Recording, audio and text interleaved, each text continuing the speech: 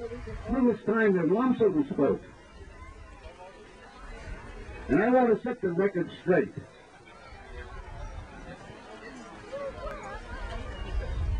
The history of the National Day of Mourning has nothing to do with being Wampanoag.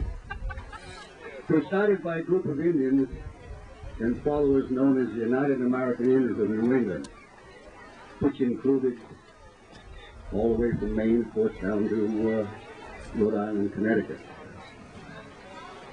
We chose this day, or we chose this site, I believe, because of the original 350th celebration of the landing of the Pilgrims here. I think at the beginning of these ceremonies and talks this afternoon, I tried to make it clear that how the National Day of Mourning began. And down through the years, there are not very many faces standing on this hill right now that were here 21 National Days of Mourning ago. I think that this is probably the first year that there's been some what I call unpleasantness on a day of mourning.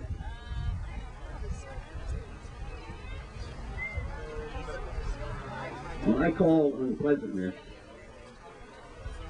you can't talk out of both sides of your mouth. That's what we've, shall I say, all experienced all through our lives. We hear one thing out of one side, another thing out of the other, and then we walk away confused. And I think I can honestly stand here today and say I am confused about what happened here a few minutes ago. I don't think it's my position to apologize, but regardless, I think that the display was far from being a display of the true Indian warrior. Now, if I stepped on some toes, I'm sorry for that. But once in a while, I think we all have to step on some toes to make sure that the piece of land that we're standing on right here now belongs to us. And have the right and the correct spirit to allow you people to stand on the same piece of ground that you're standing on. We hear much rhetoric about this being lost and that being lost, but in my opinion, the only thing any of us own is the exact piece of land that you're standing on right now. We heard comedians say that the Great Spirit can give and the Great Spirit can take away. And my words right now, from the bottom of Wampanoag, Massasoit, Wamsutta's heart, is to say thanks for the piece of ground that we're standing on, and that's all we own. Thank you.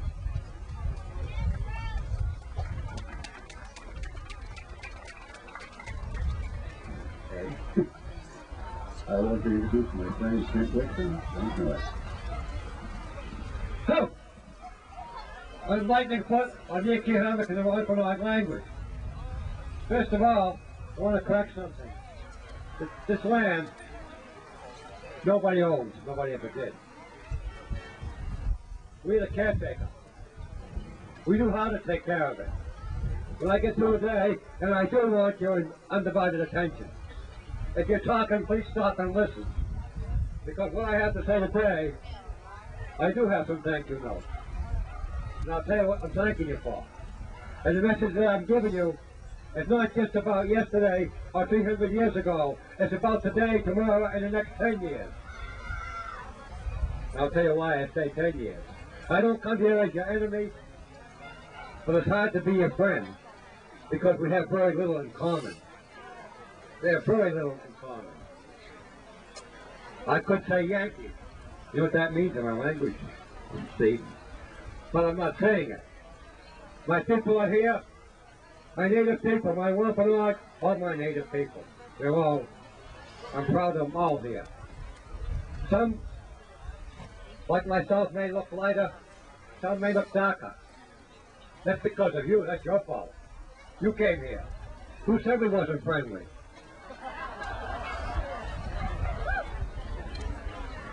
I want to thank you for killing all my friends. I want to thank you for this concrete that killed the grass to grow on another earth. I want to thank you for your moral mania to kill the trees. I want to thank you for your pollution and poverty. I want to thank you for the people living in the streets during this depression. Your buddy in Washington beat around the bush, he says recession. I want to thank you for your concentration camps.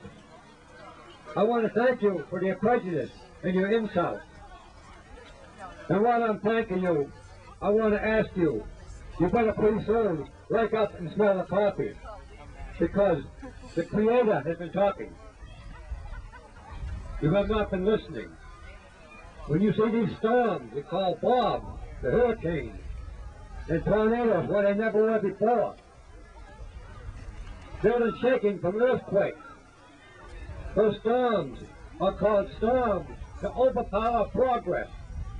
S-T-O-P. Stop. That's what the Creator says. We can argue who owns the land. We can argue what you've been doing. But you don't argue with the Creator.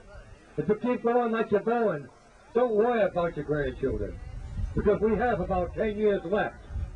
So while you're being thankful and abusing my land, wake up and smell the coffee. God bless you.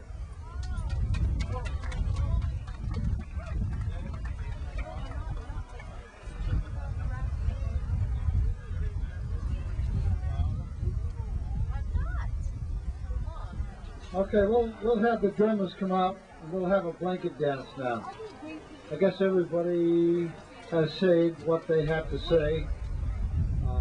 We'll continue with our going on, what we're doing here today. So we'll get the drummers up and the ladies with the blanket will come around. We'll have the blanket dance. Is Mariba here? Mariba.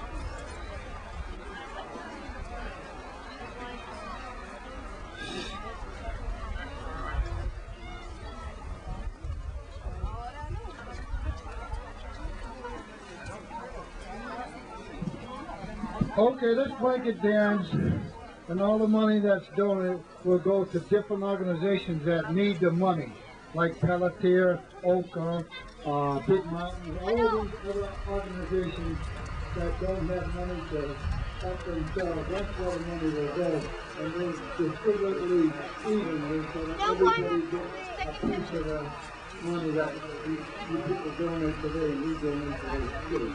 Thank you very much.